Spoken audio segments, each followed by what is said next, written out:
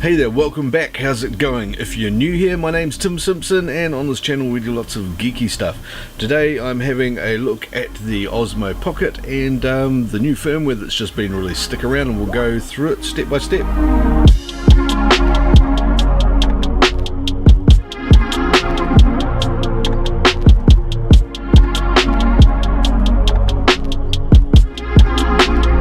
Hey there, welcome back. We're going to have a look right now at the fixes and features added in this 1.4 firmware to the Osmo Pocket camera, this great little camera that I've been having a hell of a lot of fun with over the last couple of months, and they've made it even better by fixing up a few things and giving us some new features that we've been wanting.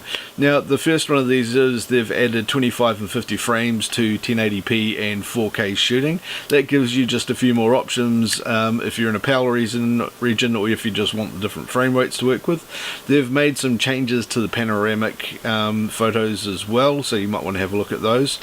Other things that they've put in is the optimized face tracking, so that's going to work a wee bit better, and I believe they've improved the autofocus a bit as well. There were a couple of problems that people were having with that. They've made some changes to how that works, and that should be going a lot better as well. There was a problem some people were experiencing when you turned it off, that the gimbal didn't quite turn back to the right position for fitting back into the case. That's been fixed up. And the optimized focus in active tracking when detecting faces, that's been fixed up as well. Another great thing is that the advanced settings mode is now available on the interface here. You don't have to plug your phone in anymore and go to the pro settings mode, so you can get into that and you can set things up. I'll show you some more details on that shortly. Yeah, it's just generally some pretty good bug fixes and enhancements just to make the thing work a hell of a lot better. Another one that some people noticed, I hadn't found this myself, but in some circumstances the charging time was slow as well, and apparently they've fixed that up as well. Anyway, let's have a bit of a look at the interface and see some of these new things that it's got for ourselves. Okay, let's start by turning the this neat little thing on. Just hold down that button for 1 second. The head does its little swivelly round thing, and here we go, we've got everything up. Okay, I'm going to just quickly run through some of the menu settings in here so that you can see what we've got that's new. We'll start by swiping to the side. Of course, you can see we've got photo, video, slow-mo, time capsule, panographic, just all the things you're expecting in there. So we'll just go for the video mode, of course. Now if you go into the video mode, you can just swipe sideways again, and here you can see you can choose to shoot in 1080p or 4K, and you've got the options of 24, 25, 30, 48, 50, 60 frames per second now, and that's in 1080 and in 4K. So that gives you a much wider range than we've had before, which is really good and part of the pro stuff. So I'll just back out of there. Also, you can back out of a menu as well as swiping. You can just push that button and that takes you back to a previous menu. Okay, if I swipe down, I get to the settings menu now, and the settings menu has got the familiar battery, that's got the tilt control on, the auto calibration that you're familiar with, and the auto time off time. This little scroll bar at the top here shows that you can slip sideways as well. And in here it shows you how much storage you got left, an accessory thing, the anti-flicker rate for lighting, and of course the utility menu. And I'll just back out of there and back out of there again. The first menu item on here, of course, is the quality control. Here you can choose between normal quality and superfine. Don't forget, of course, superfine will cause a lot more heat in the camera, so you can only use it for limited periods of time.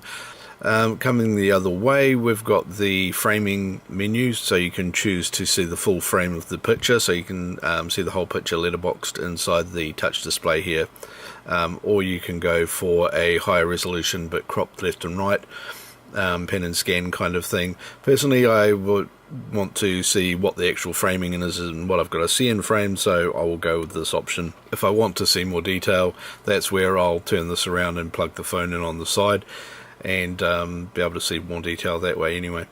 Now we've got the autofocus control. You've got two options now, which is the continual autofocus here, or the AFS single shot autofocus, where you can use the button to set the focus point and then shoot from there.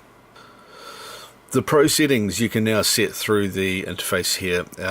They've figured out a way to do that efficiently. You can just turn that on or off here by tapping it, and I'll show you how to get into that once we've finished looking through this menu.